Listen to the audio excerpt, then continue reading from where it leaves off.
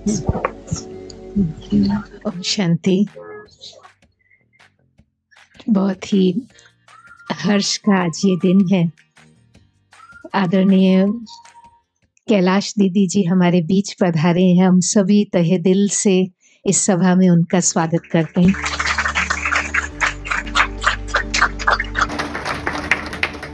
आज सोमवार है।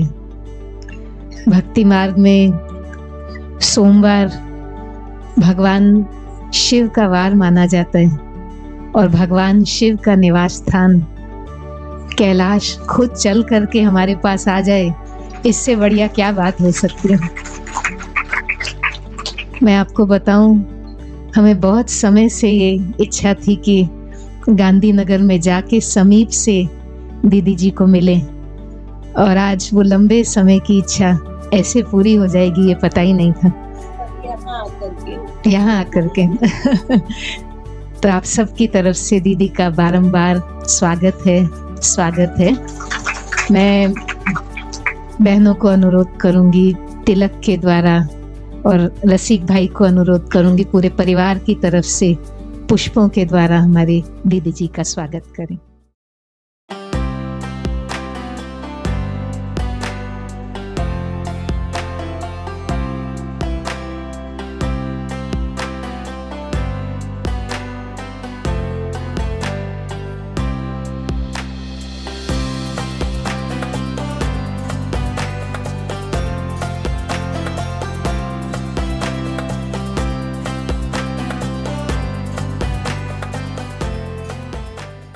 बहुत ही छोटी उम्र से, करीबन 11 साल की दीदी की उम्र थी 1958 में, जब दीदी ने इस ईश्वरीय सेवा में अपने जीवन को पूर्ण रूप से समर्पित किया।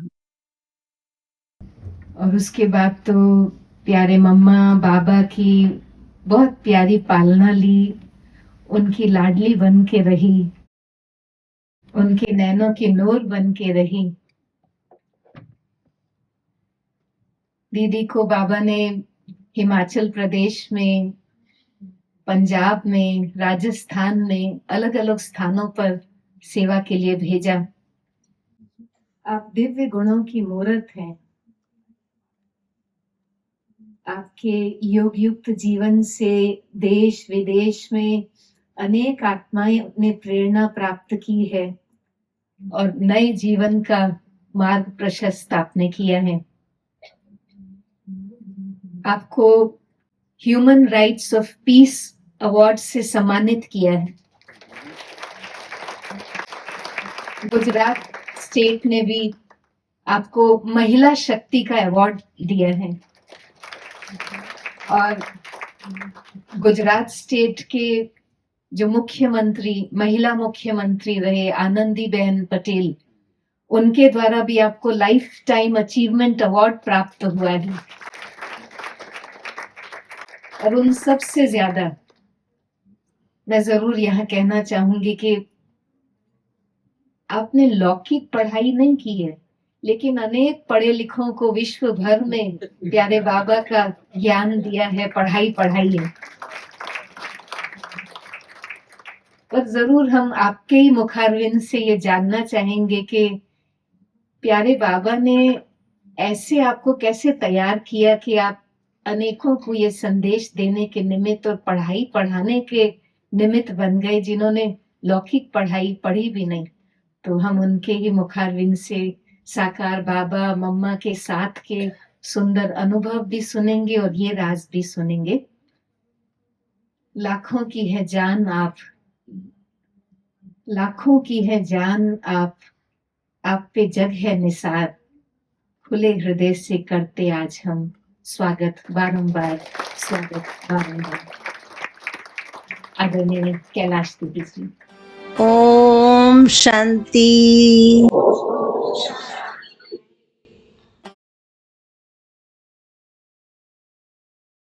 बहुत बहुत अच्छा आज का दिन है और निमा शाम के समय हर एक आत्मा को हर एक प्राणी को, हर एक पक्षी को अपना घर याद आता है और शाम होते ही अपने अपने स्थान पर पहुंचने की कोशिश करता है। तो बाबा भी हम बच्चों को यही कहता है कि देखो, मनुष्य ऐसे जाल में फंस गया है जो बच्चों को नहीं घर याद आता है, नहीं अपना पिता याद आता है, जिस कर्तव्य के लिए आए थे वो भी नहीं याद आता है। बाबा हम बच्चों को याद दिलाता है। वैसे ज्ञान में 58 में बाबा का परिचय मिला, 57 में, और 58 से बाबा के घर सेंटर पर रहने लगे थे। उस समय ऐसे कोई नियम नहीं थे कि 18 साल के बाद फिर हमारे को समर्पण होना है या करना है। उस समय तो मना ऐसे ही ज्ञान में चलते थे और सेंटर पर रह जाते थे। वैसे पिताजी एक बहुत अच्छे गुरु थे, उनके पास भी जाते थे, नौकरी भी करते थे। तो नौकरी उनकी 24 घंटे की होती थी और बाबा का ज्ञान मिला, मना गुरु के पास ही बाबा का ज्ञान मिला। फिर गुरु जी भी बहुत अच्छे थे, उनसे बात की कि हमारे को एक ब्रह्मा कुमारी ज्ञान मिला है, तो हमें अच्छा लगता है, तो जाएं या नहीं जाएं। तो गुरु जी ने बोला कि सुंदरलाल भाई, आज तक तो हमने पोस्टमैन बन करके आपका संदेश भगवान को दिया और भगवान का संदेश आपको दिया, पर सच्ची सच्ची राह आपको अभी मिली है, और भले जाइए पर हमारे पास भी कभी कभी आते रहना। हमने बोला भले। तो वहाँ पर भी मना अच्छी शिक्षाएं दी थी, बहुत अच्छी धारणाएं, लहसुन प्याज ये वो सब कुछ पहले से ही गुरुजी ने छुड़ाया हुआ था। और फिर ये ब्रह्मा कुमारियों का जब ज्ञान मिला तो और भी अच्छा लगा। रोज पिताजी माताजी भाई सब जाने लगे।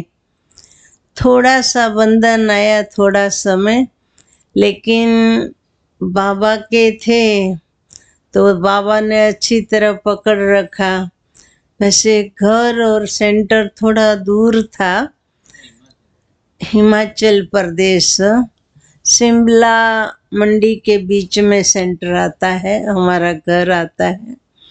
तो वहाँ पर रोज जाते थे व्यास नदी पार करके। तो पहले तो पिताजी ने मना किया कि जब हम लोगों को पता चला, सबसे पहले पिताजी गए थे, और फिर जब मालूम पड़ा कि ब्रह्मा कुमारी में जाते हैं तो हमने बोला हम भी जाएंगे। बोला आप वहाँ क्या करेंगी? बहनें तो वहाँ हिंदी बोलती है। तो हमने बोला हम देखने जाएंगे। तो गए तो बहनें तो हिंदी बोल रही थी, परंतु हमारे को बहुत अच्छा लगा। लाल लाइट थी, छोटी ही उम्र की बहन थी और योग करा रही थी। गुरु के पास हम आंखें बंद करके याद करते थे और वहाँ आंखें खुली थी। काफ़ी अलग अलग लगा, लेकिन लगा बहुत अच्छा। तो फिर मना रोज जाने लगे। रोज जाते जाते जब थोड़ा सा बंधन आया तो बाबा को भी मना एक बार बाबा मम्मा को लेटर लिखा कि मैं मैं इस हिमाचल प्रदेश में रहती हूँ और मेरा नाम कैलाश है। मेरे को 11वां साल शुरू हुआ है और मैं बोलती नहीं हूँ और मैं पढ़ी लिखी भी नहीं हूँ और मुझे ब्रह्मा कुमारी बनना है। पर मेरे घर वाले, मेरे क्लास वाले, मेरी दीदियाँ सब बोलती है कि आप कभी ब्रह्मा कुमारी नहीं बन सकेंगी। तो मैं ब्रह्मा कुमारी बनूं, उसके लिए मुझे क्या करना है और कौन सी बातों का मैं ध्यान रखूं। जो मेरे को दीदी ने बोला था तू ब्रह्मा कुमारी बनेगी ना कैलाश, तो तू 1 महीने के अंदर अंदर वापस घर जाएंगी। तो अभी 60 साल हुआ तो हमने बोला मैं वापस घर ना जाऊं, उसके लिए मुझे क्या करना वो भी आप ही बताइए। तो ऐसे ना मैं बहुत कुछ लेटर बहनों से लिखवाया और दीदी को दिया कि दीदी ये बाबा को भेज देना, बाबा मम्मा को। तो बाबा मम्मा ने वो लेटर पढ़ा और उत्तर लिखा कि बच्ची आप बाबा को याद करो तो ब्रह्मा कुमारी बन जाएंगी। तो जब ये लिखा तो मेरे को तो जो खुशी हुई, ब्रह्मा कुमारी जब बनना होगा। मुझे तो इतना नशा कि मैं ब्रह्मा कुमारी बन चुकी हूँ, सेंटर पर रहती हूँ, इतनी खुशी हो गई। फिर दीदी कहीं बाहर गई थी और जब वापस आई तो मैं बहुत खुश, सब सीखने लगी। कैसे सब्जी काटनी है, कैसे झाड़ू लगाना है, कैसे आटा बांधना है, ये वो सब सीख रही थी। दीदी ने देखा कैलाश क्यों बहुत खुश दिखाई देती हो? तो बोला क्यों? तो फिर दीदी को बोला दीदी बाबा ने मम्मा ने लेटर लिखा है ना। दीदी ने बोला अरे बुद्धू आप मम्मा बाबा ने लेटर लिखा तो ऐसा समझती हो कि ब्रह्मा कुमारी बन जाएंगी। ये तो बाबा मम्मा ने तेरे को खाली खाली खुश करने के लिए लिखा है सचमुच तू ब्रह्मा कुमारी नहीं बनेगी। तो मेरे को ना बहुत दुख हुआ कि बाबा मम्मा भी खाली खाली बोलते होंगे फिर बहुत निराश हो गई और जब मुरली पूरी हुई मैं सेवा के लिए रुकती थी, उस दिन नहीं रुकी और मैं बोली कि माताजी को कि चलो घर। तो माताजी पिताजी के साथ ही घर पे गई और नदी पार करके नदी के किनारे बैठ गई। माताजी बोले चलो, मैंने कहा नहीं मुझे योग करना है, यहीं बैठूंगी। तो बैठी रही। जब 10:30-11 बजे घर पे नहीं आई तो माताजी ने भाई जी को भेजा कि कैलाश को बुला के ले आओ। हम फिर घर पे गई और हमने भाई जी को बोला कि जो हमारे साथ क्लास में आती है बहनें उनको बुलाओ, मेरे को बाबा मम्मा को फिर से लेटर लिखना है। तो मैंने ना ऐसा समझा कि मैंने जो बाबा को लिखा था तो मैंने मेरी डिटेल नहीं बाबा को बताई थी, मम्मा को, इसलिए मैं फिर से लेटर लिखती हूँ। तो वो बहनों से फिर से लिखाया कि मैं हिमाचल प्रदेश से हूँ और मेरा नाम कैलाश है, मेरे को 11वां साल शुरू हुआ है और मैं पढ़ी लिखी नहीं हूँ, मैं बोलती नहीं हूँ और मुझे कोई भी काम नहीं करने आता है, पर मुझे ब्रह्मा कुमारी बनना है। तो मैं बन सकूंगी और मेरी मना घर वाले दीदियां ऐसे बोलती है कि अगर तू ब्रह्मा कुमारी बनी तो 1 मास में वापस आ जाएंगी। तो मैं हमेशा हमेशा के लिए ब्रह्मा कुमारी सेंटर पर रहूं, उसके लिए मुझे कौन सा ध्यान रखना होगा। माना काफी डिटेल में सब अपनी जो भी कमियां थी, कमजोरियां थी, वो सब बाबा को, मम्मा को लिख दी। फिर बाबा मम्मा का लेटर आया कि बच्ची, तू पहले जन्म में भी ब्रह्मा कुमारी थी, अभी हो और सदा रहेंगी। ये बाबा का बहुत अच्छा वरदान मिला। और दूसरा मम्मा बाबा ने लिखा कि बच्ची, मम्मा ने ना चार पांच बातें लिखी कि जब घर छोड़कर आप सेंटर पर आओ तो उस समय ये समझना कि इस सेंटर के बाद, इस घर के बाद और कोई घर ही नहीं है। जिसका एक ही घर होता है तो दूसरा घर याद आता है? कोई होगा ही नहीं ना, तो याद कहाँ से आएगा। फिर मम्मा बाबा ने ये भी लिखा था कि जब बाबा के घर आओ तो ये सोचना कि जीते जी मैं इस घर में आई हूँ, मरने के बाद मेरी अर्थी निकलेंगी मैं नहीं। फिर तीसरी बात ऐसा लिखा था कि बाबा के घर में आने के बाद ऐसे भी नहीं है कि मैं यहाँ ही रहूंगी। मेरे को सेवा अर्थ दीदियां दादियां या बाबा मम्मा जहाँ भी भेजे वहां जाना है। जो खिलावे, जो पहनावे, जिसके साथ रखे, जहाँ रखे वहां तेरे को रहना है। ठीक है। फिर बाबा मम्मा ने ये भी लिखा था कि बच्ची, कभी भी इधर की बात उधर और उधर की बात उधर पर चिंतन नहीं करना, कभी भी किसी के मनों को दुखी नहीं करना। तो ये जो बाबा मम्मा ने हमें शिक्षाएं दी, वो शिक्षाएं मुझे इतनी अच्छी लगी, इतनी अच्छी लगी। और मैंने मम्मा बाबा के वो लेटर भी रखे हुए थे। और जब मैं अहमदाबाद आई, साबरमती नदी में जब बाढ़ आई तो उस समय उसमें हमारा काफ़ी सामान बह गया था। तो मना नहीं तो मम्मा बाबा के भी लेटर वगैरह सब रखे थे।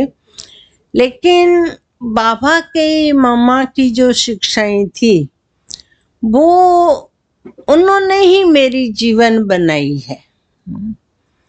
उनसे ही मुझे शक्ति मिली। और बाबा मम्मा ने जो पहले से बता दिया कि तेरे को ये कभी भी नहीं करना है, तो बस जीवन में चलना जीना बहुत ही सहज लगने लगा। और थोड़ा सा मुझे एक दुख होता था कभी कभी। मैं मना वैसे और तो कुछ आता ही नहीं था। बहुत मुश्किलातों से बहनों ने हमारे को कुछ कुछ स्थूल सेवाएं सिखाई थी तो करती थी। और जब मैं सेंटर पर रहने के लिए आई तो उस समय मना कोई भी मेहमान सेंटर पर आवे तो बहनें कहती थी कि कैलाश जाओ पानी दे कर के आओ। तो मैं ऐसे पानी लेकर के जाती थी। कोई को कुछ पता नहीं होता था, लेकिन पूछे कि बहन आप कितना पढ़ी हुई हो, तो ना उसका उत्तर देना बहुत भारी पड़ता था। मैं ना इतना नहीं बोल सकती थी कि मैं पढ़ी हुई नहीं हूँ, बहुत दुख होता था ऐसे। तो लेकिन किसी ने पूछा तो मुझे उत्तर तो देना ही पड़े। तो मना उसको पानी दे दिया है तो दे दिया, और बोलेंगी कि मैं तो पढ़ी हुई नहीं हूँ। ऐसे कह करके और चली जाती थी। वापस ग्लास लेना है वो उनके हाथ में, और मैं अंदर गई तो बाहर आएंगी नहीं, ऐसे माना मुझे वो होता था। लेकिन बाबा ने, वैसे मैं बाबा को भी कई बार कहती थी, हमारे को अम्बाला में कृष्णा दीदी थे तो उनके साथ बहुत अच्छा संबंध था, उनको बहुत मेरे साथ स्नेह प्यार था, मुझे भी बहुत था। उन्होंने, उसको पता था कि कैलाश को बहुत दुख होता है जब इससे पूछता है कोई कि पढ़ी हुई कितना हो, तो उन्होंने मेरे को पढ़ाने की कोशिश की कि कैलाश चलो मैं आपको पढ़ाती हूँ। हम मना करती थी लेकिन उन्होंने काफ़ी मेहनत की थी वैसे।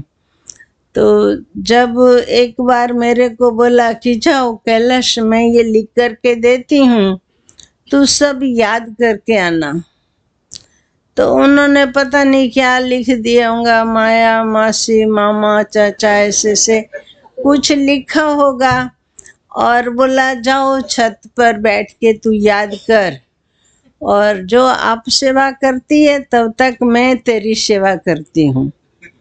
भले, लेकिन मैं छत पर तो चली गई, मेरे को तो क ख भी नहीं आता था, तो वो तो लिखा हुआ कहाँ से मैं पढ़ूंगी। तो मैं ना, मेरी भूल इतनी कि मेरे को बोलना चाहिए कि दीदी मुझे ये सब कुछ आता ही नहीं है, नहीं बोली, और कागज लेकर के ऊपर चली गई और बाबा को याद करती रही, बोलती रही, बाबा आपने मुझे क्यों ज्ञान दिया, और ज्ञान देना ही था तो पढ़ाया क्यों नहीं, चलो नहीं पढ़ाया तो फिर ज्ञान में क्यों लाए, ऐसे करके बाबा से बातें करती रही होंगी।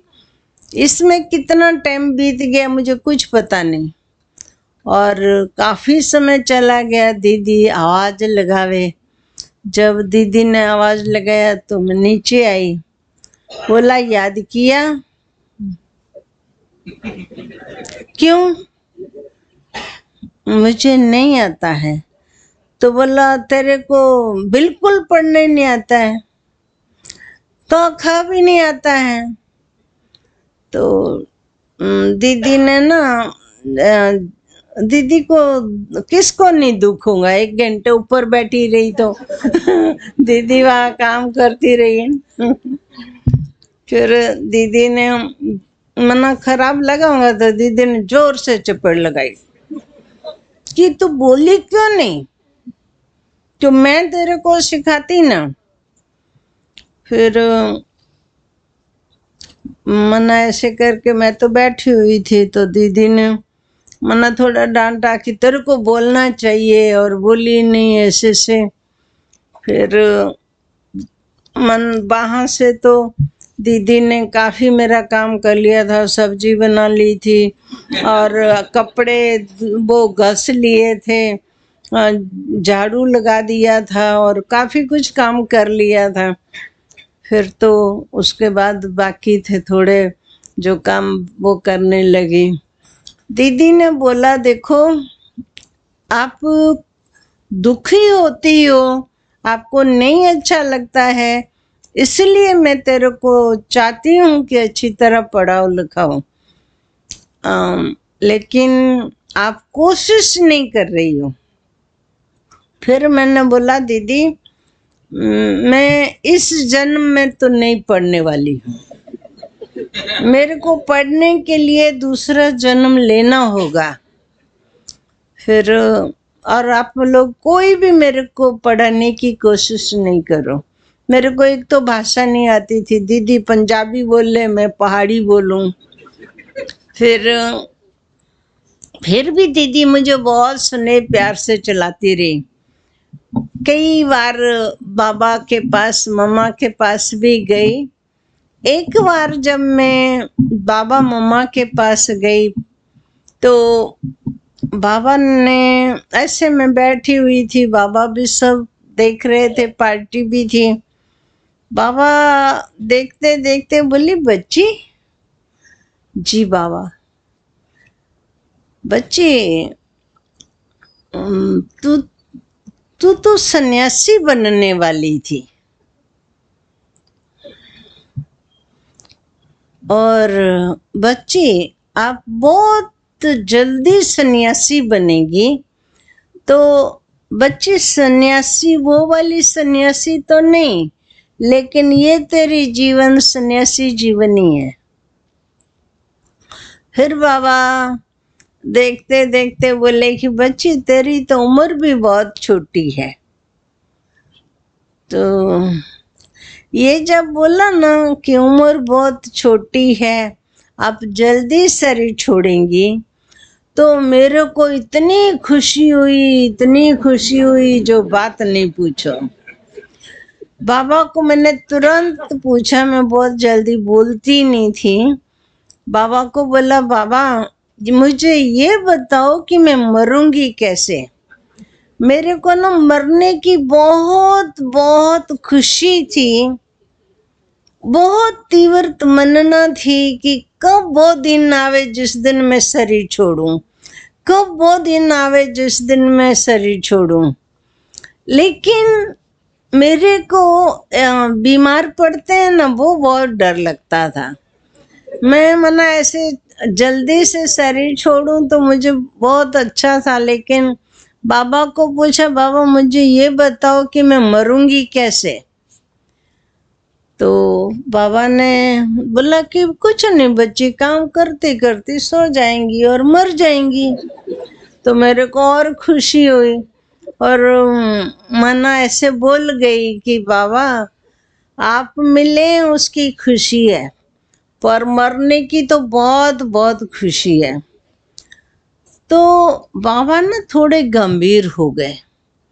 जब बाबा गंभीर हुए तो बाबा ने पूछा, बच्ची आप सेंटर पर रहती हो ना। जी बाबा। बच्ची कोई दुख है, कोई कुछ तेरे को बोलता है, कुछ परेशानी है, तो बच्ची मरना क्यों चाहती हो। अभी मुझे पता ही नहीं कि मरना अच्छा नहीं होता है। मेरे को तो ऐसा कि बस मरना तो बहुत अच्छी चीज है। तो बाबा को बोला, बाबा मैं मरूंगी ना तो छोटी बच्ची बनूंगी और फिर मैं बहुत बहुत पढ़ूंगी और बहुत सेवा करूंगी। तो बाबा ने बोला, बच्ची पढ़ने के लिए मरना चाहती। जी बाबा। बच्ची पढ़ने के लिए मरना चाहती है। जी बाबा। तो बाबा ने बोला कि बच्ची नहीं नहीं, पढ़ने के लिए थोड़ी मरना होता है, बाबा तेरे को पढ़ाएंगे। बाबा को बोला, बाबा मैं पढ़ी हुई नहीं हूँ, मुझे पढ़ने आता ही नहीं है। बाबा ने बोला, बच्ची नहीं आता इसलिए तो बाबा पढ़ाएंगे ना।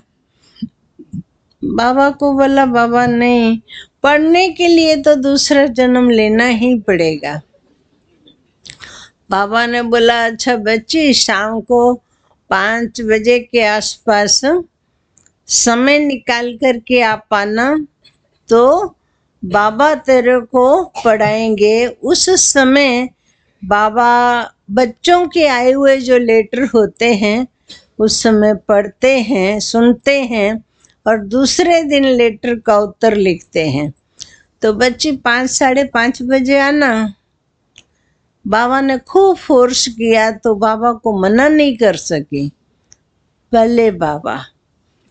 तो जब शाम के 5 बजे होंगे या 5:30, मुझे घड़ी देखने तो आती नहीं थी, तो गई तो मतलब बाबा के पास 3-4 दादियां बैठी हुई थी।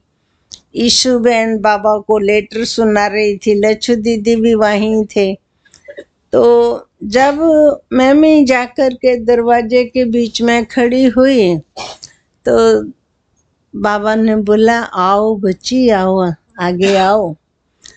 तो जगह ही नहीं थी बैठने की, तो मैं दरवाजे से थोड़ा एक कदम आगे बढ़ कर के खड़ी रही।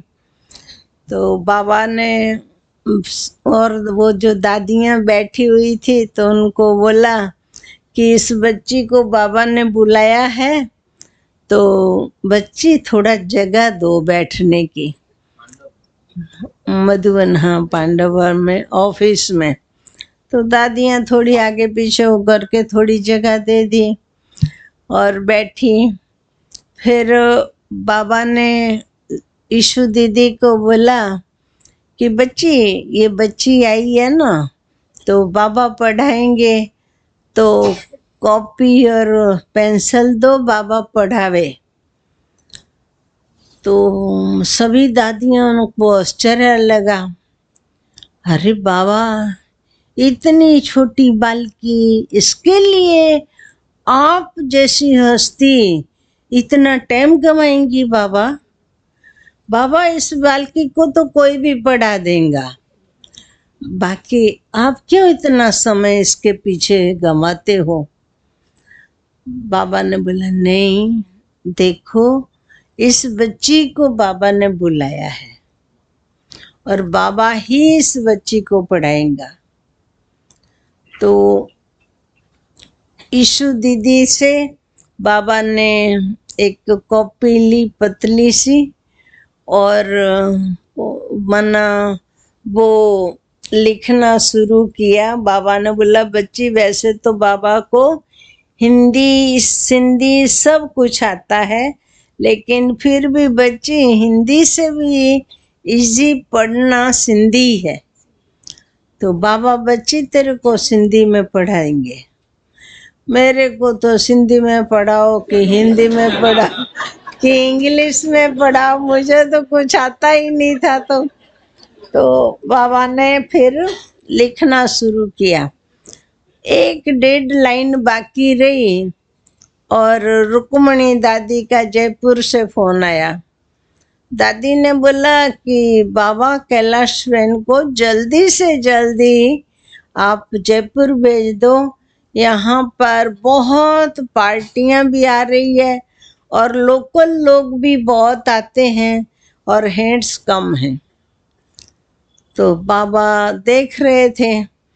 बाबा ने फोन में बात पूरी कर और मेरे को मना फोन रखने के बाद बोला, बच्ची, आपको जयपुर जाना होगा। तो ना मेरे को बहुत दुख हो रहा था बाबा जब ये बोल रहे थे जाने का, तो मैं बहुत दुखी थी और चुप थी। बाबा ने बोला, बच्ची, जल्दी तेरे को तैयारी करनी पड़ेगी, तेरी ट्रेन का टाइम हो रहा है और बच्ची जल्दी जाना पड़ेगा।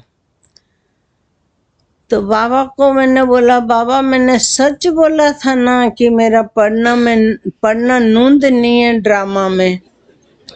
तो ऐसे कह करके ना मैं बहुत रोई और बाबा के बच्ची चुप, बच्ची चुप, तो और ज्यादा रोना आवे। फिर भी बाबा ने बड़े ढंग से शांत किया और फिर बाबा ने बोला कि बच्ची, बताओ, तेरे जयपुर में तेरी क्या दिनचर्या थी, क्या करती हो सारा दिन? तो फिर बाबा ने पूछा तो बाबा को बताया कि बाबा 3:30 बजे दीदियाँ उठाती है और वो पत्थर का कोलसा होता था उस जमाने में, कोलसा नहीं, पत्थर का कोलसा, हम वो जलाने में एक तो मेरे को आता नहीं था और वहाँ जयपुर में सीखा था तो दीदियों ने सिखाया था। तो वो जलाते जलाते मेरे को कम से कम आधा घंटा लग जाता था। सबका वो मन जलाने का, पानी गर्म करने का, सब बहनों के बाथरूम में देने का, तैयार होना, कपड़ा भगोना, क्लास तैयार करना, ऐसे ऐसे बहुत लंबे चौड़े काम होते थे। तो उसमें मेरे को टाइम ही नहीं मिलता था। सारा दिन सबका 50-55 जनों का चाय नाश्ता खाना पीना सब बनाना होता था। हम 2 लड़कियां थी और एक सिंधी माता थी जो घर में रहती थी और आकर के बाबा का घर में सेवा करती थी। तो टाइम नहीं मिलता था। तो फिर बाबा ने सारी दिनचर्या सुन करके बोला, बच्ची सारा दिन तो तेरे लिए टाइम ही नहीं है, तो क्या करेंगी। मैं चुप थी। बाबा ने बोला, ऐसे करो कि आप है ना माना सारा दिन तो टाइम नहीं है, लेकिन रात्रि को जब सब सो जाते हैं ना, उसके बाद तू बाबा की याद में बैठना, कॉपी पेन लेकर के बैठना, किसी को भी ये नहीं बताना कि बाबा मुझे पढ़ाने वाले हैं। अगर बच्चे ये बता देंगे ना तो सब लोग आएंगे जाएंगे, उठेंगे बैठेंगे, बातें करेंगे, तो तेरे को जो प्राप्ति करनी है ना वो नहीं कर सकेंगी। इसलिए बच्चे किसी को बताना नहीं। तो मैं तो किसी से बात ही नहीं करती थी वैसे भी। तो आनंद किशोर दादा थे जयपुर में, तो आनंद किशोर दादाजी को बोला, दादा कॉपी पेन दो। तो ना दादाजी सिंधी दादा थे, और पापा ने बोला नहीं शिव बाबा पढ़ाए। हाँ, दादाजी ने जो वो पेन ले रखी हुई थी ना, वो इतनी अच्छी थी, सोने की नींव थी उसको। कोई लंदन में थे दादा के संबंधी, उन्होंने पेन दी थी, और मैंने दादाजी को बोला, दादा कॉपी पेन दो। तो दादा ने बहुत इतनी छोटी सी पतली सी कॉपी होती थी वो दी, और बोला, मुट्ठी तू पेन मांग रही है, मेरी इतनी महंगी पेन तू ऐसे करके करेंगी और नींव तोड़ देंगी, इसलिए तेरे को पेंसिल देती हूँ। मेरे को तो पेंसिल और पेन का भी कोई अंतर पता नहीं था। फिर उससे लेकर के बाबा की याद में रात्रि को बैठी, सारा दिन तो अच्छी तरह व्यतीत हुआ। मजदूर में बाबा ने बोला बाबा पढ़ाएंगे परम धाम। हाँ हाँ, ये भी मैंने, जब बाबा ने बोला ना कि बच्ची तू जयपुर जा, बाबा तेरे को पढ़ाएगा, तो मैं सोचू ऐसे कैसे बाबा बोलता है। बाबा मधुबन में, शिव बाबा ऊपर, और मैं जयपुर में, कैसे मुझे बाबा पढ़ाएंगे। तो और मैं रो भी रही थी, ऐसे करके मैं बैठी हुई थी। तो बाबा ने बोला, बच्ची तेरे को शिव बाबा पढ़ाएगा, सुन रही हो। तो मैं रो रही थी और वैसे बैठी हुई थी। बाबा ने बोला, बच्ची आप जयपुर जाओ और वहां पर बाबा को याद करना, शिव बाबा तेरे को पढ़ाएगा। तो मैं ना, निश्चय तो नहीं भगवान में ऐसा नहीं था, निश्चय तो बाबा को मेरे को पूरा ही पूरा था, लेकिन मैं सोचूं बाबा मधुबन रह रहा है, मेरे को जयपुर भेज रहा है, शिव बाबा तो वैसे भी गोल गोल है, तो वो मुझे कैसे पढ़ाएगा। बहुत मूंझती थी मैं। फिर बाबा ने बोला कि बच्ची तेरे को बाबा में विश्वास है। बाबा को बोला, बाबा विश्वास है तभी तो सेंटर पर रहती हूँ। तो बाबा ने बोला कि बच्ची बाबा जो बोल रहा है ना, उन बोलों पर भी विश्वास रखो। तो विश्वास तो था, लेकिन समझ नहीं सक रही थी। फिर बाबा ने जैसे बोला था वैसे बुरी दादी हमारे को रेलवे स्टेशन पर छोड़ने आई, ट्रेन में बिठा दिया। जयपुर सारा दिन अच्छी तरह व्यतीत हुआ। दादा से कॉपी और पेंसिल भी ले ली, रख दी, और मानो सब कुछ पूरा हो गया। हम 50-55 भाई बहन रहते थे। हर रोज खाने के बाद रात्रि को कचहरी होती थी, दूध पीते थे और फिर सोने जाते थे। तो मना जब सब ने दूध लेके सोने गए, हम 5 बहनें साथ में रहती थी। तो जैसे सब सोने गए, पर मेरे को इतनी चिंता होवे कि कैसे बाबा पढ़ाएगा, कैसे बाबा पढ़ाएगा। और दूसरा ऐसा भी सोच चले कि देखो मैं अनपढ़ तो कई सालों से हूँ और मैं इतनी दुखी नहीं थी, लेकिन बाबा को बताया कि मैं अनपढ़ हूँ, तब से मुझे कितना दुख हो रहा है। दुख ये था कि बाबा मुझे कैसे पढ़ाएंगे, बाबा तो आबू में रह गया, बाबा तो आबू में रह गया। फिर बाबा को याद करते मन बैठी और कॉपी पेन भी लेकर के बैठी। सब बहनें तो मन थकी हुई थी, सो गई, नींद आ गई, और मैं उठ कर करके वो कॉपी पेन लेकर के बैठी।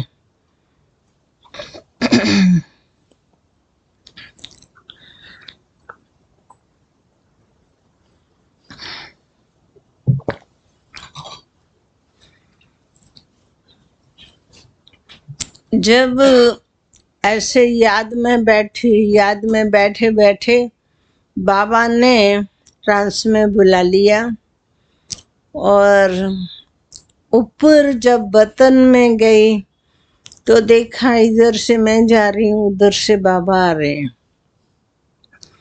पर बाबा बहुत मुस्कुराते हुए, दृष्टि देते हुए आ रहे थे, और मैं भी बाबा की ओर देख रही थी।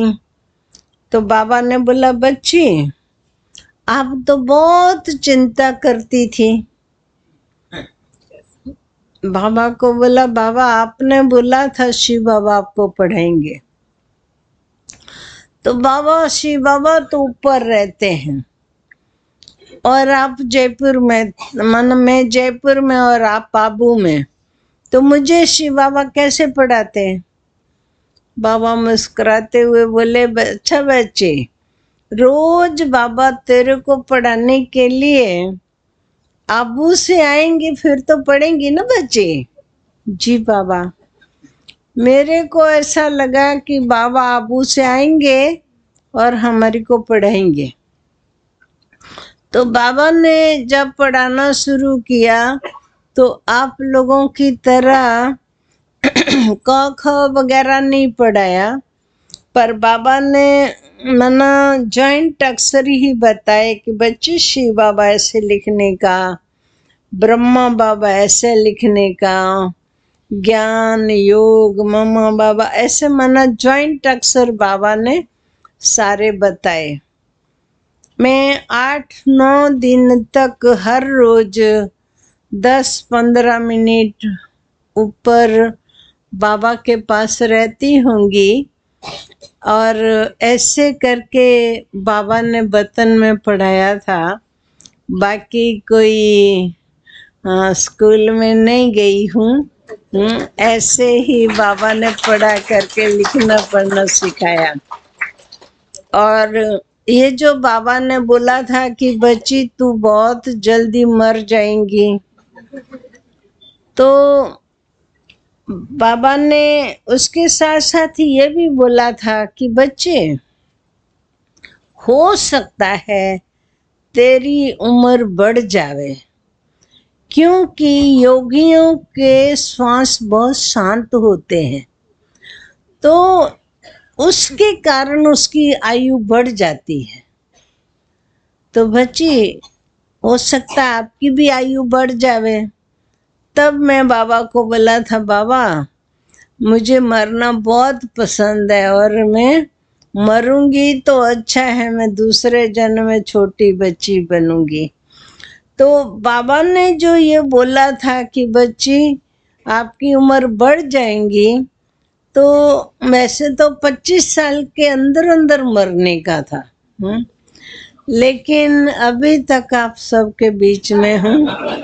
अभी तक मैं गई नहीं हूँ। दर्शन करना होगा। हाँ, अब सबसे मिलने का बाकी था। वैसे फिर भी चांस तो मिला। हम जब जिस दिन 25 साल की हुई थी, उस दिन हम आबू से अहमदाबाद ही आ रहे थे। हमारी ये बल्लभ विद्यानगर में या आनंद, वहाँ पर एक दादी रहती थी, छुग्गी दादी करके, बाबा छुग्गी नाम रखा हुआ था उसका। तो उनके साथ में आ रही थी। तो पालनपुर के पास एक छोटा सा स्टेशन है, उस पर पोस्ट लेने के लिए आधा मिनट या 1 मिनट गाड़ी खड़ी रहती होगी। तो जब गाड़ी खड़ी रही तो दादी ने बोला, कैलाश लाल जा, तू ये नल से पानी भर करके ले आना। भले। नई सुराई ली हुई थी, नहीं ये मटकियां मिलती है ना आबू रोड पर, वहां। तो वो बोला थोड़ा अच्छी तरह धुलाई करके फिर भरना। भले। तो धुलाई करके भर करके जब आ रही थी, देखा ट्रेन तो जा रही है। मैं तो बहुत डरती थी वैसे। तो फिर ना मैं फिर भी वो गाड़ी को देख करके खूब दौड़ करके, बीच में नहीं डंडे जैसा खड़ा रखते हैं वो स्टील का, जैसे गाड़ी में होता है, तो वो डंडे को पकड़ा और दूसरी ओर मैं सुराई पकड़ी हुई थी और चढ़ने लगे। तो क्या हुआ, एक भाई बहुत अच्छे खड़े वहीं खड़े थे, सिगरेट पी रहे थे। अच्छा था बेचारा, लेकिन पता नहीं क्या हुआ उसको। जैसे मैंने ऐसे डंडा पकड़ा और उसने ना यहाँ सिगरेट लगा दी। जैसे सिगरेट लगाई, सिगरेट की ना आग बहुत पक्की होती है, और मेरा हाथ छूट गया, मटकी टूट गई, और मैं ना नीचे जा रही थी वो ट्रेन और प्लेटफॉर्म के बीच में। तो जगह भी वहाँ छोटी होती है ना उस समय।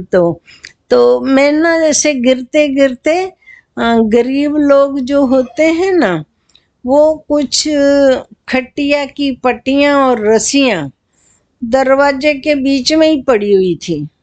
तो गिरते गिरते ना वो रस्सियां हाथ में आ गई और लटक गई। सामने एक भाई सोया हुआ था, उसने फट से उठा और दादी के पास गया, माता जी आपकी लड़की गिर गई और लटक रही है, बचाओ उसको। तो दादी ने बोला, लाल जाओ। तो वो बालकी कहाँ गई, बोला वो देखो। फिर तो मना कुछ वहाँ हमारे साथ जो बहनें थी वो भी आई, और मैं मोटी पहले से ही थी तो लटकी हुई थी। और दादी ने बोला, वो भाई को ही बोला कि लाल ये तेरी बहन है, तू पकड़ इसको, निकालो बाहर। तो 2 जनों ने, एक भाई ने और एक बहन ने, दोनों ने चालू गाड़ी से फिर अंदर ले लिया था। तो कितना अच्छा चांस होते हुए भी बच गई।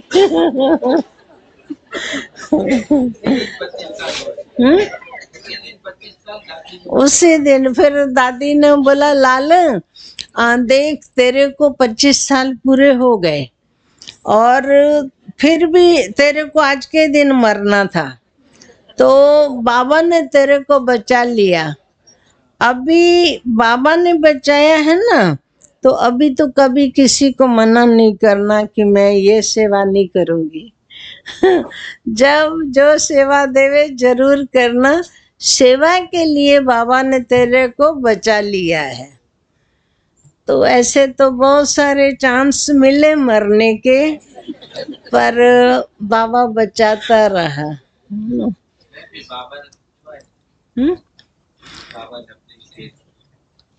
हाँ, वो तो जब मेरे पहले नया नया जब मेरा ध्यान का पाठ चालू हुआ था, तो दीदी ने बाबा मम्मा को बताया कि बाबा ये ध्यान में जाती है बच्ची, और बोलती नहीं है, और ध्यान में जाती है, और पढ़ी लिखी भी नहीं है, और इसको बहुत कुछ काम भी नहीं आता है, हम सब सिखा रहे हैं। तो ध्यान में जाती है बच्ची? तो दीदी ने बोला, जी बाबा जाती है। अच्छा, तो फिर सब जब बाबा को मिल लिए, तब दीदी रास्ता बता रही थी कि यहाँ से बाहर जाने का है। तो जब माना दीदी रास्ता बाबा बता रहे थे और तो बाबा मेरे पास आए और बोला बच्ची कल सुबह 10:30 बजे बाबा को मिलने के लिए झोंपड़ी में आना। बाबा को बोला जी बाबा। तो बाबा ने बोल करके फिर बोले बच्ची 10:30 बजे झोंपड़ी में, पर 10:30 कब बजते हैं वो मुझे पता नहीं था। सुबह को बजते हैं, दोपहर को, शाम को, रात्रि को पता नहीं। पर बाबा ने बोला कल सुबह 10:30, सुबह के टाइम ही 10:30 बजते हैं। दूसरा दिन हुआ, बाबा की मुरली सुनी, नाश्ता किया, दीदी के साथ जाकर के दीदी के रूम में बैठ गई। दीदी किसी पार्टी से मिल रही थी और मैं ऐसे करके बैठी हुई थी। तो दीदी बात करते करते जैसे ऐसे ध्यान गया दीदी का, बोला कैलाश तू यहाँ बैठी है? हाँ जी। अरे बोला उठ, तू सब बहनों के कपड़े इकट्ठे करके अच्छी तरह धुलाई करना, साफ करना। तो मैं उठ करके चली गई और कपड़े वगैरह इकट्ठा करने लगी। लगभग 10:15 बजे के करीब तो दीदी ने बोला होगा। तो फिर तो कपड़े इकट्ठे करने में कितना टाइम गया, धोने में।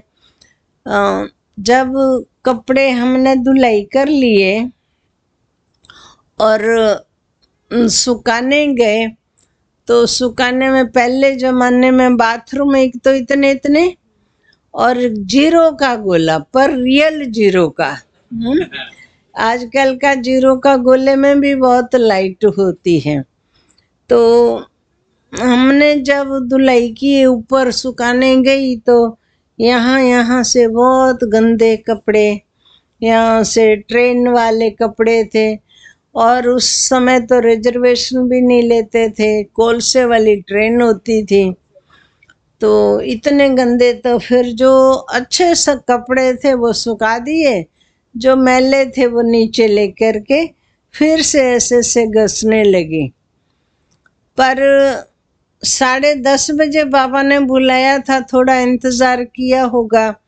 फिर बाबा कुछ दादियों के साथ बाहर सैर करने निकले।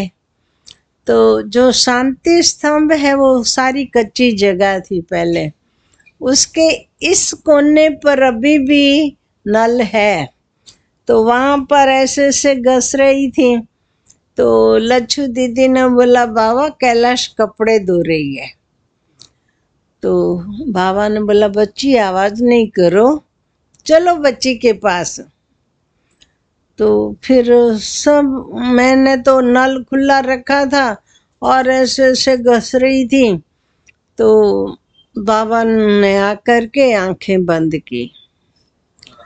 जैसे आंखें बंद की तो मुझे ऐसा लगा कि किसने आंखें बंद कर दी। मेरे को जल्दी बाबा के पास जाना है, बाबा ने मुझे बुलाया है, और किसने आंखें बंद की। फिर मेरे को ऐसा था कि जब नाम लेते हैं तो वो जो व्यक्ति होगा वो आंखें खोल देगा। तो मैं बोलूँ शीला दीदी है, कृष्णा दीदी है, राजकुमारी, सबके नाम लिए, कोई ने आंखें नहीं खोली। और मैं तो बहुत परेशान हो गई कि किसने आंखें बंद की। तो मैं ना बहुत परेशान होकर के बोली कि आखिर भी है कौन बाबा। तो बाबा ने आंखें खोली और अपनी ओर घुमाया और बाबा देखते हुए बोले बच्ची, सभी देहधारियों को याद करने के बाद लास्ट बाबा याद आया। पर मैं तो बहुत ऐसे परेशान होकर के बोली थी कि आखिर भी है कौन बाबा। तो बाबा ने फिर हाथ धुलाई कराए, अपने ही रुमाल से बाबा ने हाथ पोंछे और ऐसे करके हाथ पकड़ करके बाबा ले चले। जो हिस्ट्री हॉल है ना उसके पास गए तो बाबा ने पूछा, बच्ची कपड़े धोती धोती क्या सोचती थी? बाबा को बोला कि बाबा मैं यही सोचती थी कि मैं फटाफट कपड़े धो करके 10:30 बजे आपके पास पहुंच जाने वाली थी। तो बाबा ने बोला, बच्ची 10:30 क्या, अभी तो 11:30 12 हो रहे हैं। तो मेरे को ये पता नहीं पहले 10:30 बजते हैं फिर 11:30। तो मैंने बाबा को बोला, पर बाबा मैं 10:30 पहुंच ही जाने वाली थी। बाबा ने बोला, नहीं बच्ची पहले 10:30 बजते हैं फिर 11:30, अभी तो 11:15 हो गए हैं। तो फिर मेरे को लगा कि कुछ मैं गलत बोल रही हूँ। तो फिर बाबा ने जैसे झोंपड़ी में ले गए, दादियाँ भी साथ में ही थी, और बाबा ने बोला कि अच्छा बच्ची, कल तेरी टीचर ने बोला था तुम ध्यान में जाती हो, तो अभी बाबा के पास जाओ और ये बाबा की भी याद देना और देख के आना कि मेरे में और जो तुम ऊपर ध्यान में जाकर के बाबा को देखती हो उसमें क्या फर्क है, वो बाबा को बताना। बाबा को बोला, जी बाबा। फिर बाबा दृष्टि देते रहे, दृष्टि देते देते वतन में भेजा। फिर जब वापस आई तो बाबा ने बोला, अच्छा बच्ची बाबा को मिल के आई,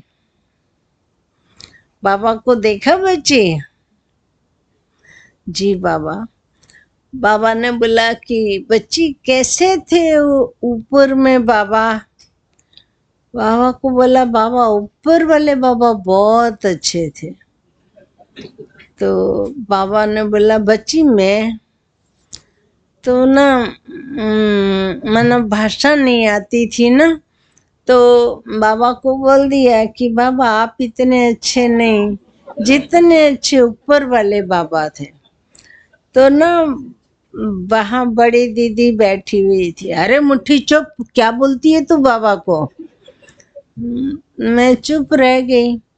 फिर बाबा ने बोला कि नहीं दीदी, इस बच्ची ने जो देखा है ना बोलने दो।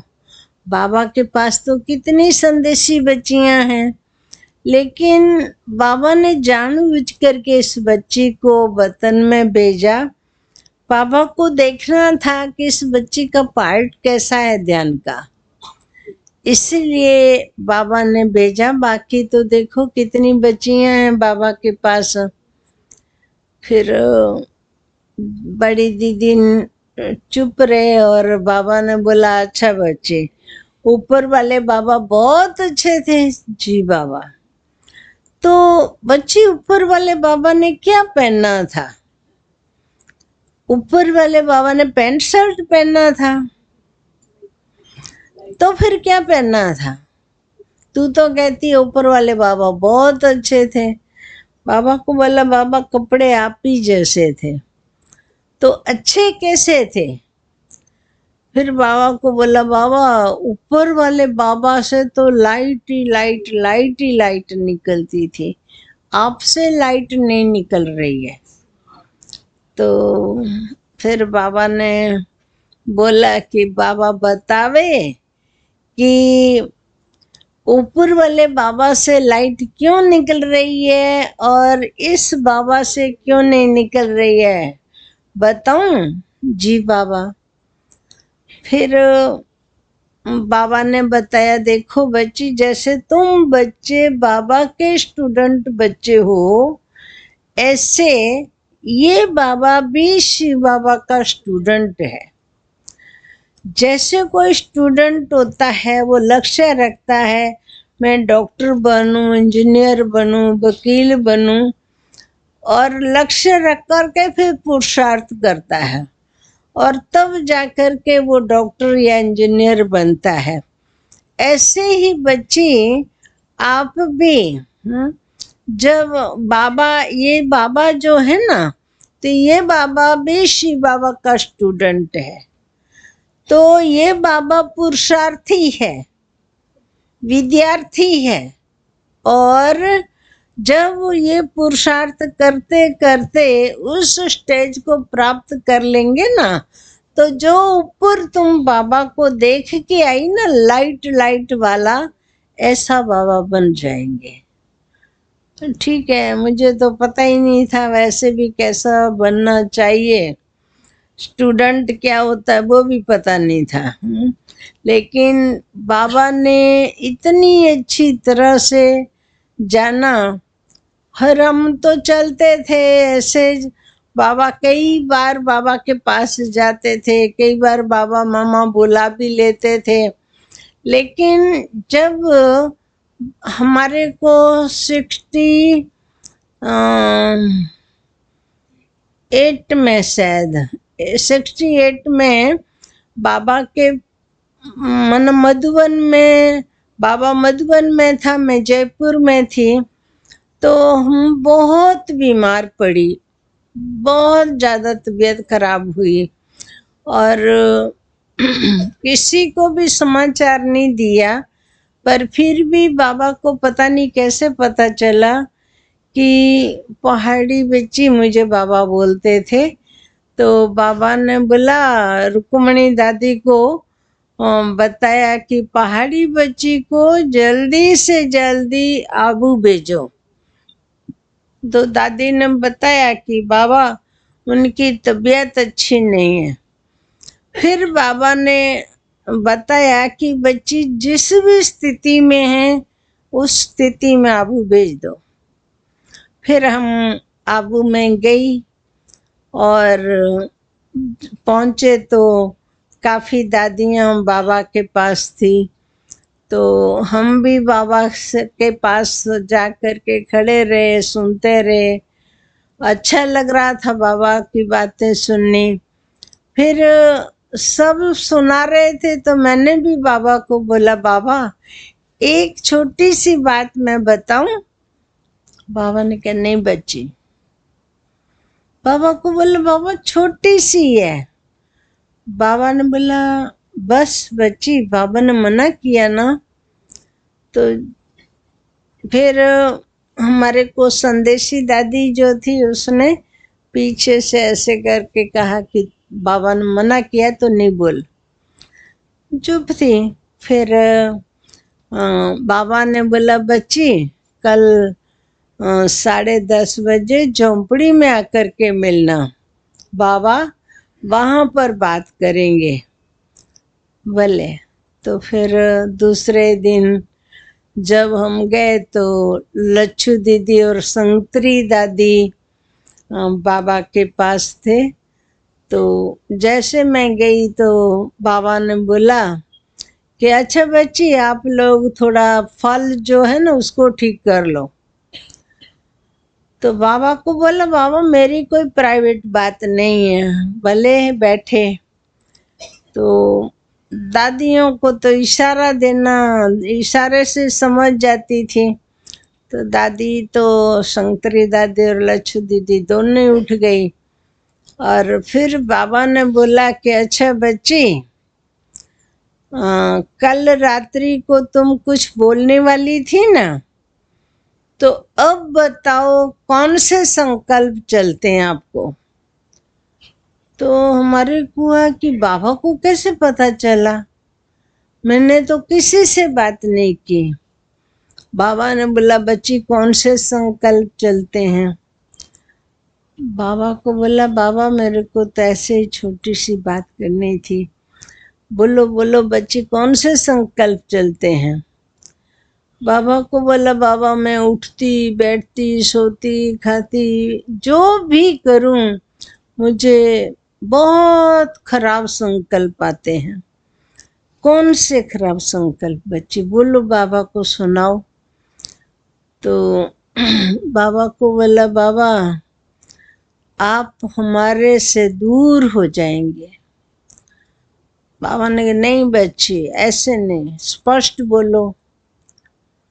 बाबा आप बहुत दूर चले जाएंगे हमारे से। बच्ची किसके आगे बैठी हो पता है?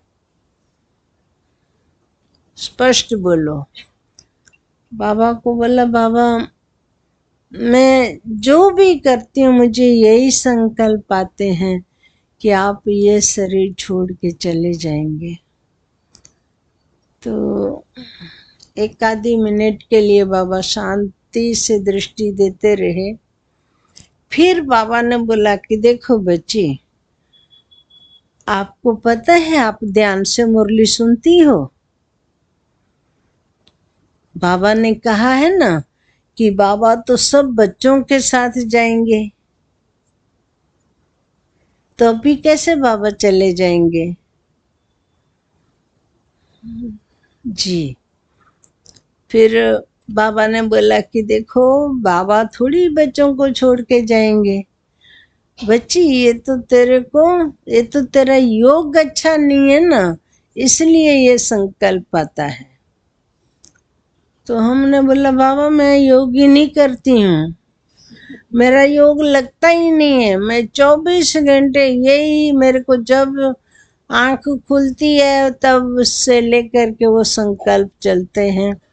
मेरा योग नहीं है, मैं योग करती ही नहीं हूँ। तो बाबा ने बोला बच्ची अभी योग करना, और बाबा तो कहीं भी बच्चों को छोड़ करके नहीं जाएंगे, बच्चों के साथ जाएंगे।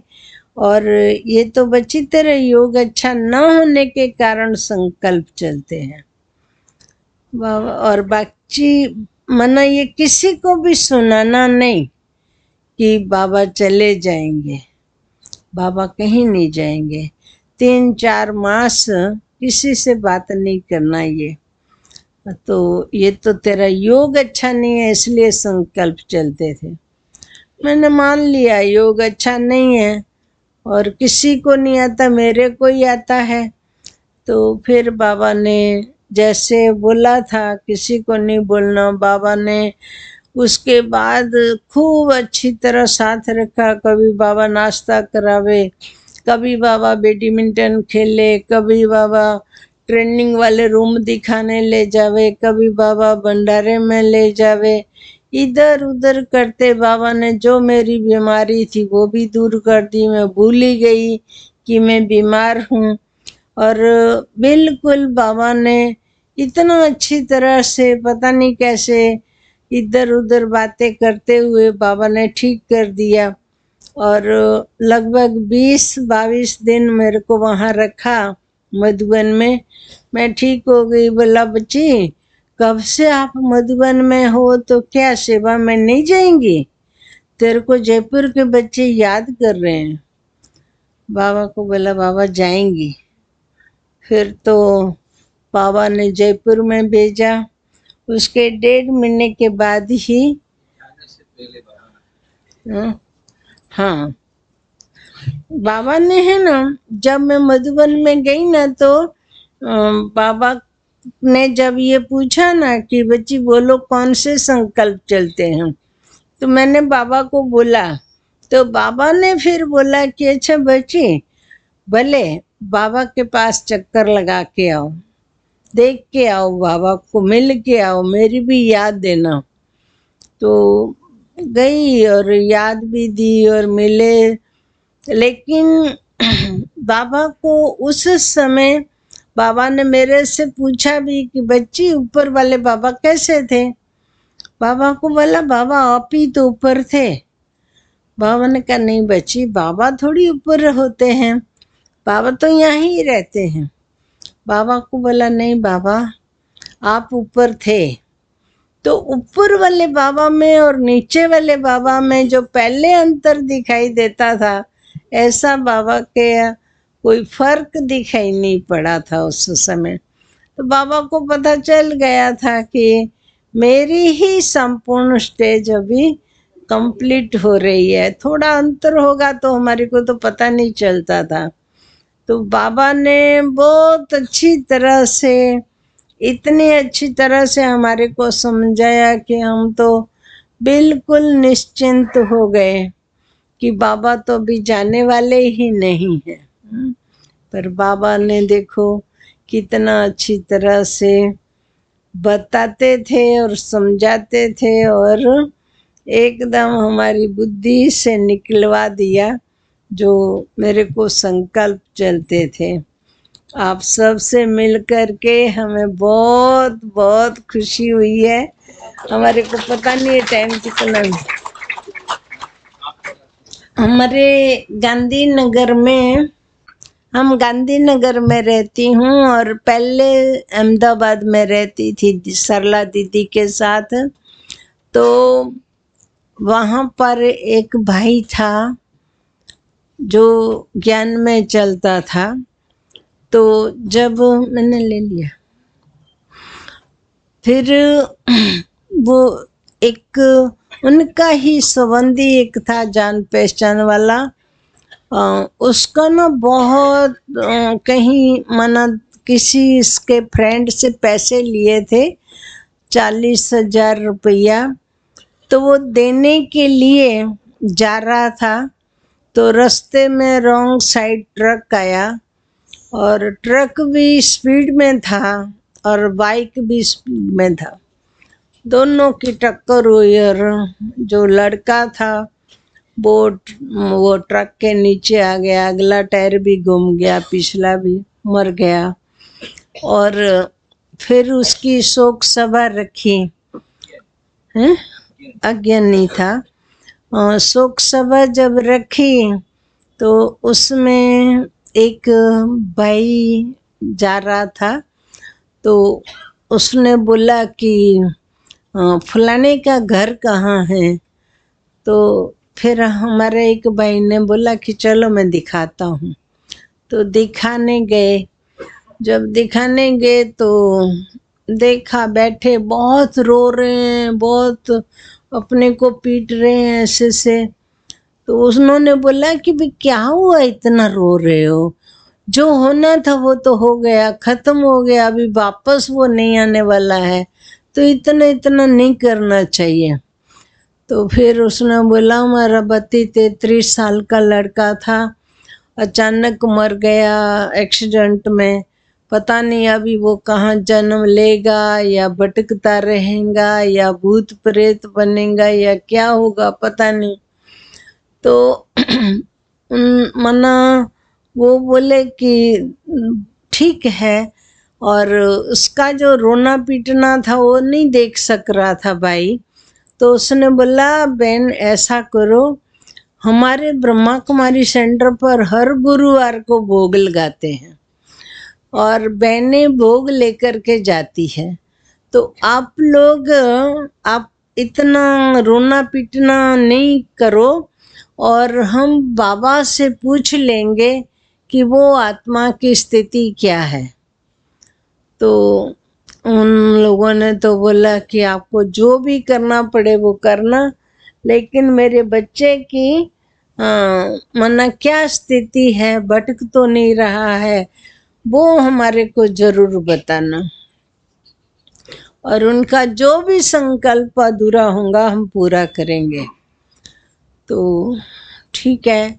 वो भाई ने, हमारी जो शारदा बहन स्टेज पर होती है अहमदाबाद वाले, वो थे। तो उनको मन्ना जा कर के बोला, पहले हम लोगों के पास वो भाई आता था, फिर शारदा बहन के पास। तो बोला कि शारदा बहन ऐसे ऐसे भोग लगाना, गुरुवार को एक भाई ने शरीर छोड़ा है। तो बोला उसके संबंधी ज्ञान में चलते हैं? नहीं। उसका माँ बाप कोई ज्ञान में चलता है, वो चलता था? नहीं।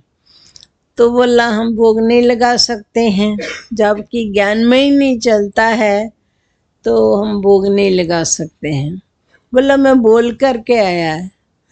तो शारदा ने बोले भले बोल करके आया, हम भोग नहीं लगा सकते हैं। बोला ठीक है सरला दीदी से पूछो। फिर सरला दीदी से पूछा, दीदी ने भी बोला कि ज्ञान में नहीं चलता है तो कैसे भोग लगाएंगे, वो क्या समझे ऐसे। फिर दीदी ने भी मना किया, तो उसने बोला ऐसे करो कि कैलाश बहन को बोलो कि बाबा से पूछ के आवे कि भोग लगावे या नहीं लगावे। तो हमने बोला दीदी पर नियम ही नहीं है ना, वो क्या समझेगा बाबा, कौन सा बाबा। तो दीदी हम तो ज्ञान में जो नहीं चलते हैं तो उसका भोग नहीं लगाते हैं ना, तो आप मना कर दो ना।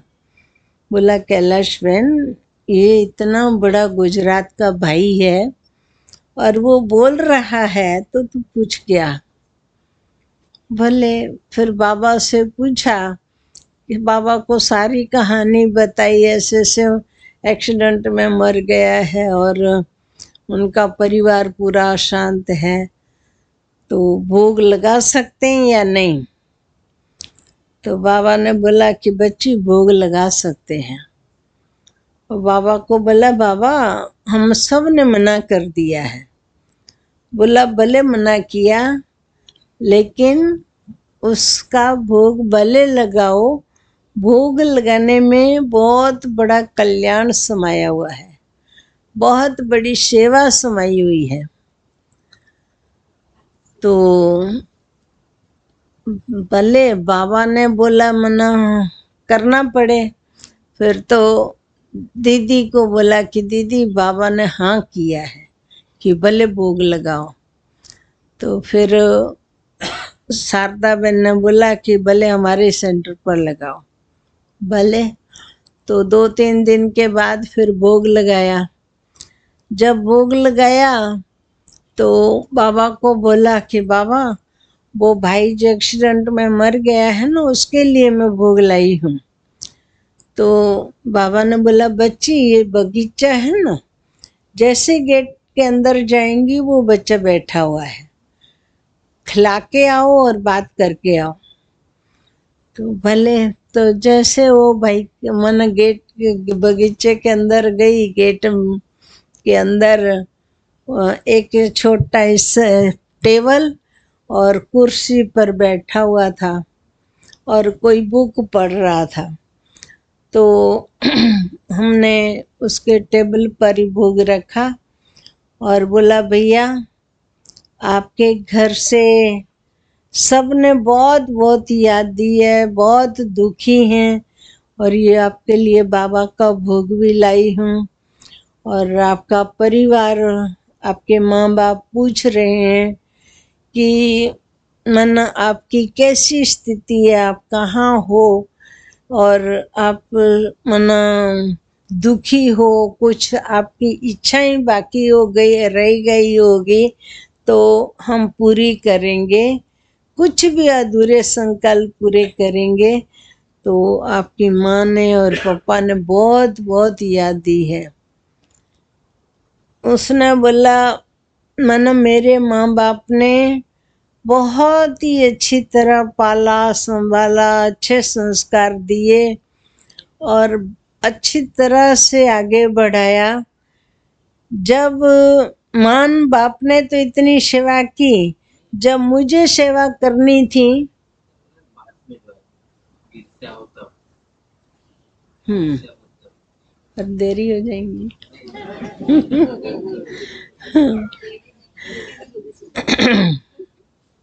बोला तो मना वो क्या एक वहां पर गई ना भोग लगाने का, तो उसने मन वो बोलता नहीं था, बोले ही नहीं। तो हमने फिर बोला कि आपके लिए खाना लाए हैं और सब कुछ बताया है। तो उसने ना बोला कि बोला नहीं, मेरे साथ भी नहीं बोला, लेकिन मैंने बोला ये खाना भेजा आपके लिए। तो उसने ना थोड़ा सा खाना तो बहुत अच्छी तरह खा लिया। खाने के बाद बोला कि आप दूसरी बार आएंगी ना, तो जो मेरी मम्मी पापा ने प्रश्न किया है कि माना मैं मेरी कोई इच्छाएं है या क्यों ऐसा हुआ, तो वो मैं सब बाद में बताऊंगा। हमने बोला इतनी दुनिया वालों ने मना किया, वहाँ शारदा बहन ने मना किया, वहाँ सरला दीदी ने मना किया, वहाँ हमने मना किया और इतने लोगों ने मना किया और अभी आई, और अभी आप ये बोल रहे हैं कि अभी जब दूसरी बार आएंगी तब मैं इसका उत्तर दूंगा। तो हमने फिर नीचे आई और मन सब लोगों को बोला कि भाई मिले, लेकिन खाना भी खाया, परंतु उसने बोला है कि ये जितने भी प्रश्न पूछे हैं उसका उत्तर मैं जब दूसरी बार आएंगे तब दूंगा। तो दीदी ने बोला कुछ तो बोला होगा उसके बच्चों के लिए, उसकी पत्नी के लिए, माँ बाप के लिए। दीदी किसी के लिए कुछ भी नहीं बोला है। तो फिर मना उसने ऐसे ही बोला है कि जब दूसरी बार आएंगे तब बोलूंगा। तब उसका भाई खड़ा हुआ, बोला मेरे भाई के स्वभाव था कि वो कुछ भी पूछे कि मेरे को दिल्ली जाना है, आप चलेंगे? तो बोलेंगे मैं 3-4 दिन के बाद आपको बताऊंगा। तो बोला वो मर जाने के बाद भी उसने वही धंधा किया। हमने बोला हमारे को तो पता नहीं था। फिर 3-4 दिन के बाद फिर से जब भोग लगाया तो जैसे ही मैं ऊपर गई तो बोला दीदी आइए आइए, आप पहचानते हैं? तो कि हाँ। कैसे? बोला आप मणिनगर रहती थी ना? मैंने कहा जी। बोला आपने प्रदर्शनी लगाई थी, बहुत अच्छी थी, मैंने देखा था, और ब्रह्मा कुमारी का ज्ञान बहुत अच्छा है। तो हमने जब शादी की तो उस समय हम और हमारी पत्नी आबू गए घूमने के लिए। तो बोला वहाँ उसी दिन शिविर शुरू हुई थी। तो हमने 3 दिन, मैंने मेरी पत्नी ने वो शिविर की और बहुत अच्छा लगा। तो मन वो ये ज्ञान बहुत ऊंच है आप लोगों का। और मना हम जब ये ज्ञान मना सुनते हैं तो अच्छा लगता है। और आज जैसे उन्होंने बताया कि मम्मी ने और पापा ने पूछा है कि कोई इच्छा है, तो बोला कि मेरी कोई इच्छा नहीं, मेरे माँ बाप ने बहुत अच्छी तरह पाला संभाला पूरा किया, लेकिन इस समय मुझे जब सेवा करनी चाहिए थी तब मैं वहाँ नहीं रहा। अभी मेरी इच्छा और बहुत कुछ नहीं है, सिर्फ मेरे बच्चों का अच्छी तरह ध्यान रखना। और दूसरा बताया कि मेरे को जो मना उसने है, मेरे को एक ही संकल्प है कि मेरे माँ बाप को भी पता नहीं है, मेरे भाई भाभीयों को भी पता नहीं है, मेरी पत्नी को भी नहीं, पर मेरा एक फ्रेंड है उसको मालूम है, उसके ही पास वो जमीन के कागज है। तो हम लोगों ने दोनों ने 2 प्लॉट लिए थे, मेरा छोटा था, मेरे फ्रेंड का बड़ा था। तो बोला कि वो प्लॉट पर मुझे कुछ करने का था पर मैं कुछ नहीं कर सका, वो ऐसे कैसे ही पड़ा है, परंतु मेरे मित्र को मालूम है। तो वो जो प्लॉट है मेरे माँ बाप को जरूरत नहीं है, परंतु मुझे एक इच्छा है कि उस प्लॉट पर अगर बाबा का घर बने, सेंटर बनेगा, तो मुझे बहुत बहुत खुशी होगी। तो मेरी मम्मी को बोलो कि नहीं, उन्होंने ऐसे बोला कि मेरा जो फ्रेंड है ना उसको आप बोलेंगे तो वो सब बता देगा। हमने बोला भैया आपका फ्रेंड कौन है, कहाँ रहता है, क्या करता है, क्या नाम है, हमारे को कुछ पता नहीं है। तो बोला दीदी फ्रेंड को मैं भेजता हूँ। तो हमने बोला पर वो कहाँ रहता वो ही पता नहीं है, नाम क्या है? तो क्या दीदी वो है ना अभी घर से निकला है ऑफिस जाने के लिए, और उसका रोज का रास्ता है जहाँ से आप भोग लेकर के आई हो ना, वही सेंटर से वो रोज पसार होता है। तो आज वो सेंटर पर आएगा और सब कुछ बताएगा। भले फिर तो माना वो जो भाई था वो हम जब तक नीचे बोला जाएंगी तब तक वो आ जाएगा। फिर जैसे हम नीचे आए वो भी आया होगा, पर जब संदेश सुना रहे थे उस समय एक भाई बैठा, मुझे ख्याल नहीं था, लेकिन जब बैठा और सारा उसने संदेश सुना, फिर संदेश सुनाने के बाद वो लड़का खड़ा हुआ और बोला, बहन जी आपने जो सुनाया ना कि उसका एक फ्रेंड है, तो वो मैं हूँ। और हमने और उसने दोनों ने ही 2 प्लॉट लिए थे, उसका छोटा था मेरा बड़ा था। तो उसने मुझे मना किया था कि जब तक मैं ना बोलूं तब तक आप मेरे घर वालों को किसी को भी बोलना नहीं। पर आपको तो पता नहीं था, अभी उसने ही आपको बताया तो मैं भी आपको बता देता हूँ कि उसका प्लॉट का मेरे को बहुत अच्छी तरह पता है, और उसका जो भी कागज है वो मेरे पास है। मैं अभी ऑफिस जा रहा हूँ, ऑफिस से आकर के फिर जब घर पे जा कर के कागज वगैरह जो भी जमीन की फाइल है वो मम्मी पापा को दे दूंगा। मम्मी पापा को जो करना होगा सो करेंगे। तो फिर उन्होंने वो जो जमीन के कागज वगैरह सब दे दिए, और उसके माँ बाप दीदी के पास और शारदा बहन के पास खड़े होकर के बोला कि दीदी आप मना, हम लोगों को तो पता नहीं था, मेरे बच्चे की लास्ट इच्छा है कि मेरी जमीन जो है उस पर बाबा का सेंटर बने, तो दीदी मेरे बच्चे की इच्छा पूरी करो।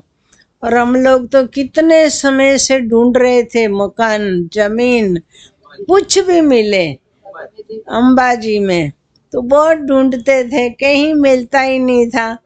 और बाबा से पूछते थे तो बाबा कहते समय आने पर सामने से मिलेगा। लेकिन फिर ये जो अंबाजी में अभी भी मकान बना हुआ है ना आबू के पास, तो वो उसी जमीन पर है जो भाई ने शरीर छोड़ा हुआ था और दिया।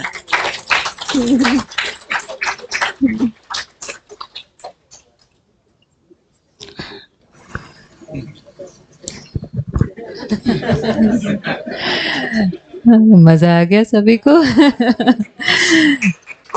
पहले साकार में इस प्रकार से ऐसी सभाएं साकार की कहानियों की बहुत लगती थी, और आज ये भाग्य हमें मिला कि ट्रांस के कैसे ट्रांस मैसेंजर्स जाते थे, मैसेजेस लेकर आते थे और दीदी को सुन रहे थे। तो पिछले दिनों बाबा का एक वरदान था जो चला था कि बाबा को कैसे बच्चे पसंद है, भोले बच्चे। बाबा ने कहा था जिन पर दुनिया की नजर नहीं पड़ती उन पर बाबा की नजर पड़ती है, और वो बाबा के विशेष कार्य के निमित्त बन जाते हैं। तो ऐसा दीदी को देखकर प्रतीक हो रहा था कि सरल स्वभाव, आत्माभिमानी स्थिति। आप देखो, भले दीदी ने कितनी बार कहा होगा कि पढ़े लिखे नहीं है, पर आपको महसूस होता है ऐसा प्रेजेंटेशन, ऐसा नरेशन तो पढ़े लिखों का भी नहीं होता जो इतनों को इतने घंटे बांध ले दीदी। और छतरी भी भरी हुई है, हॉल भी भरा हुआ है, और किसी का भी जाने का मन नहीं कर। तो इस तरह से मधुबन में भी दादियाँ पहले कहानी सुनाती थी, इसलिए हमें लगा कि साकार की पालना लिए हुए अभी बहुत ही गिने चुने हैं। और आप सभी भी वर्किंग डे पर इतना समय निकाल करके समय से पहले सभी पहुँचे, तो आप सभी को भी शुक्रिया, और दीदी को भी बहुत बहुत दिल से शुक्रिया। हम सभी दीदी आप सबको लेकर के आना वहाँ। भाई जी कह रहे फिर दीदी पूरा दिन सुनाएंगे। पहले अनुभवों से ही सब चल पड़ते थे, दादियाँ बैठ जाती थी आंगन में और अनुभव चलते रहते थे और स्नेह की वर्षा होती रहती थी और ऐसे ज्ञान में चल पड़ते थे। तो बहुत सुंदर दीदी, जरूर हम सभी पहुंचेंगे। शुक्रिया बिंदु बहन, सभी की तरफ से दीदी को शुक्रिया कर रहे हैं, ईश्वरीय सौगात दे रहे हैं। आइए दीदी, हम सभी अपनी शुभ भावना से, शुभकामना से, तालियों से दीदी का बहुत बहुत थैंक्स करते हैं।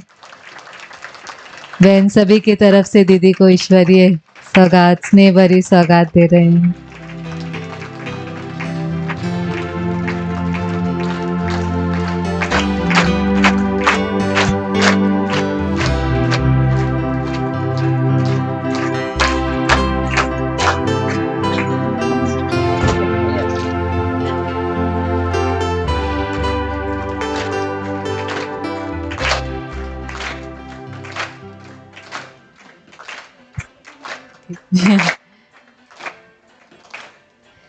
आप देखो बाबा का कार्य कैसे चला है।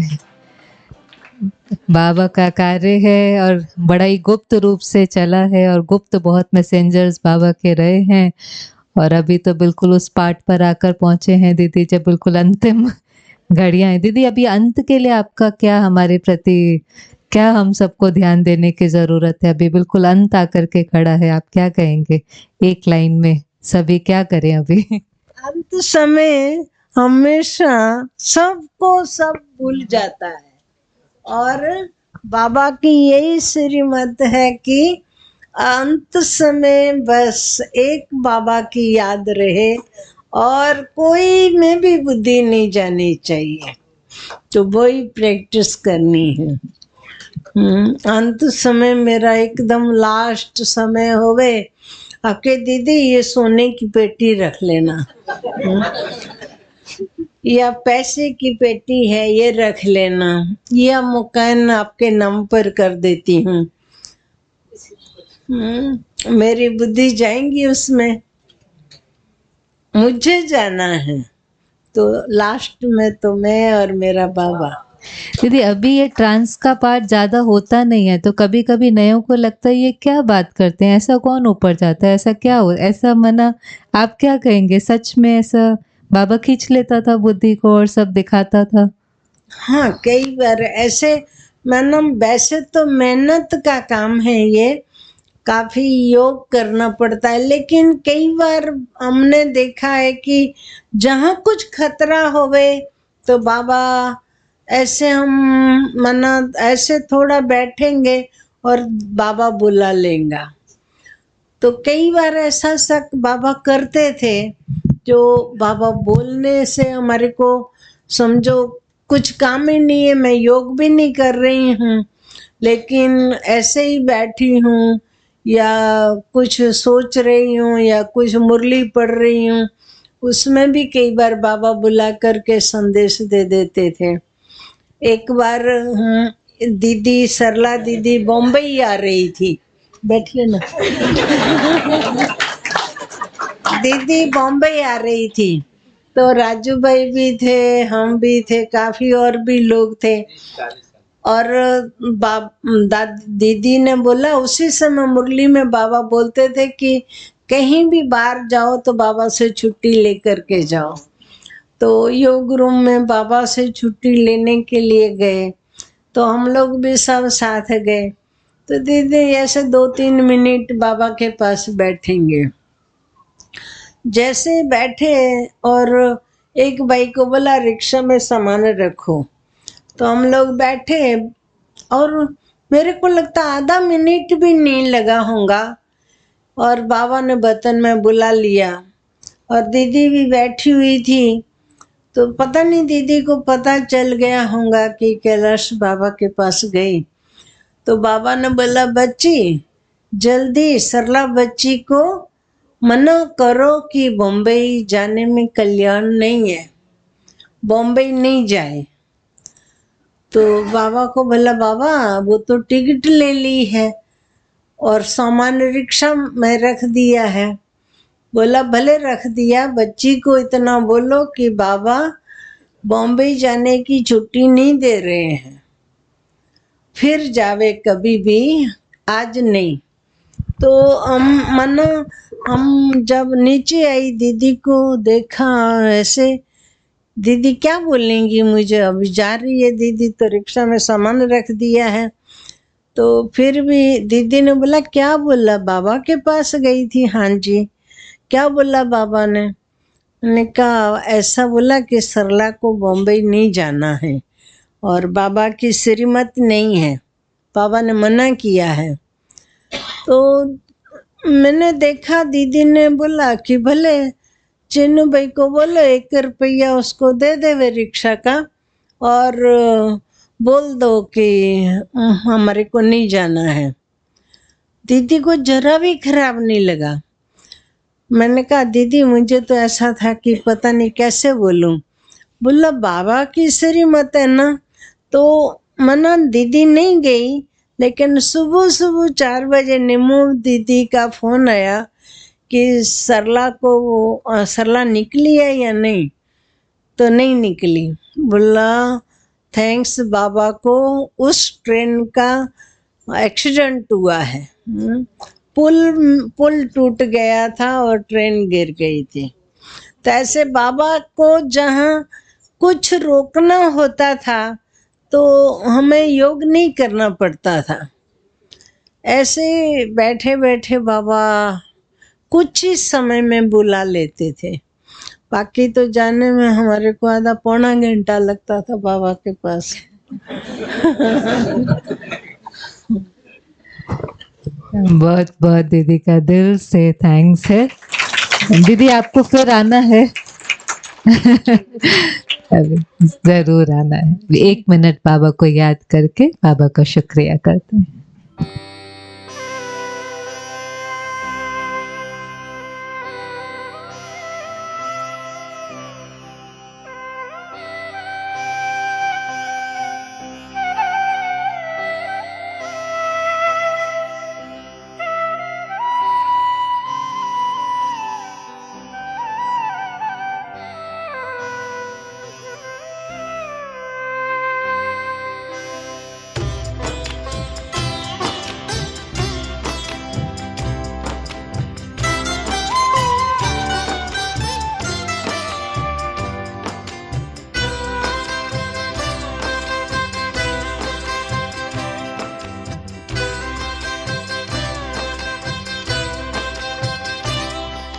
दृष्टि यूं ही देते रहो बाबा, आप दृष्टि यूं ही देते रहो बाबा।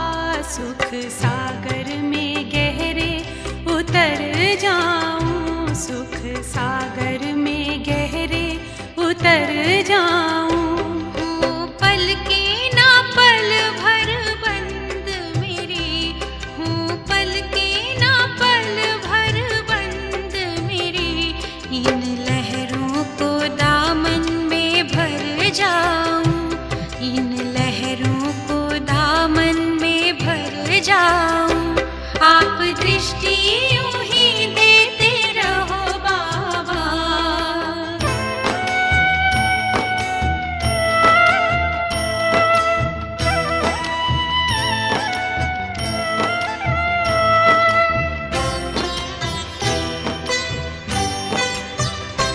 हो गए अब निहाल ये नैना बाबा आपकी रूहानी नजरों से। पा लिया है मुझे था जो पाना, ये आवाज निकले अंतर से। आप शक्ति यूं ही भरते रहो बाबा, आप शक्ति